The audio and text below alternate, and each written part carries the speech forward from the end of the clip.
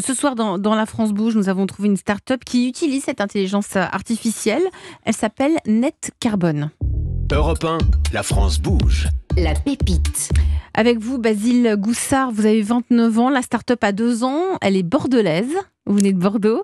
Vous êtes ingénieur. Vous avez fait l'école des mines de Nantes. Et vous vous êtes lancé après avoir fait. Vous avez fait aussi une année d'études pour apprendre le traitement des données satellites, parce que vous êtes un passionné du spatial depuis toujours. Et vous vous êtes lancé dans l'entrepreneuriat. Pourquoi directement ?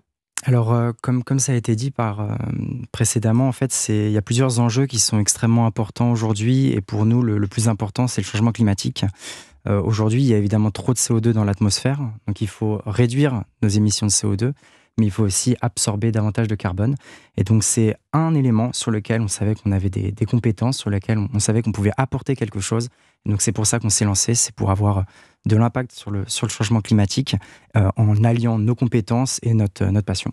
Donc pour cela, vous avez créé Net Carbone grâce à une intelligence artificielle. Vous allez nous raconter cette technologie et puis on se retrouve juste après. Êtes-vous prêt pendant la minute du pitch ? Yes. C'est à vous, Basile. Alors aujourd'hui, il faut diviser par 6 nos émissions de CO2 et multiplier par 2 les puits de carbone. Pour absorber du carbone, il y a une technologie extraordinaire qui s'appelle la photosynthèse.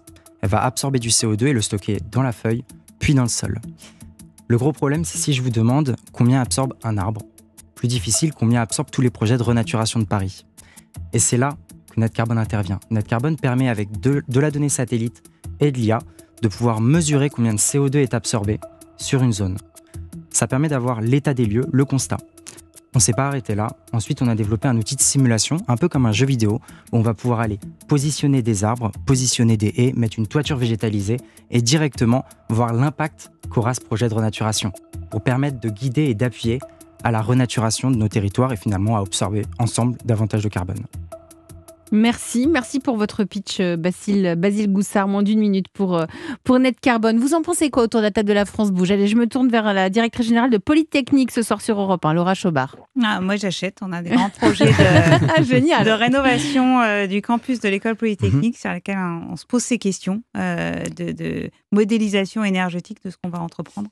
Et puis aussi des projets sur la capture carbone sur notre lac. Donc, je pense que c'est un outil qu'on pourrait utiliser. C'est un enjeu qui est revenu aussi avec l'Université de Bordeaux, avec qui on travaille, qui a justement la volonté de vraiment réaménager, renaturer son campus pour pouvoir aussi sensibiliser les étudiants. Et donc, on accompagne sur cette partie état des lieux, puis après simulation vraiment prospective pour savoir où est-ce qu'on peut aller. Pour qu'on comprenne bien, vous utilisez des satellites de la NASA, c'est ça ? Tout à fait, on va utiliser... Pour mettre en pour votre technologie. On utilise des satellites de la NASA, mais pas que. On s'appuie aussi beaucoup sur les satellites de l'Agence spatiale européenne. On a des magnifiques satellites dans le cadre du programme Copernicus, donc qui est lancé par la Commission européenne, ce qui permet d'avoir une image quasiment tous les 5 jours de l'état de la végétation partout sur Terre. C'est extraordinaire. Fabrice Marcella, le coach sur Europe 1. Moi, ce que je trouve génial, c'est qu'on ne reste pas à l'état du constat. C'est vrai qu'on a passé beaucoup d'années à constater. Pendant souvent, d'ailleurs, dans les entreprises, on faisait les fraises du climat, mais ça s'arrêtait au constat. Moi, ce que je trouve génial, c'est qu'on passe à l'action. Et surtout, on passe à l'action et on en mesure rapidement l'impact.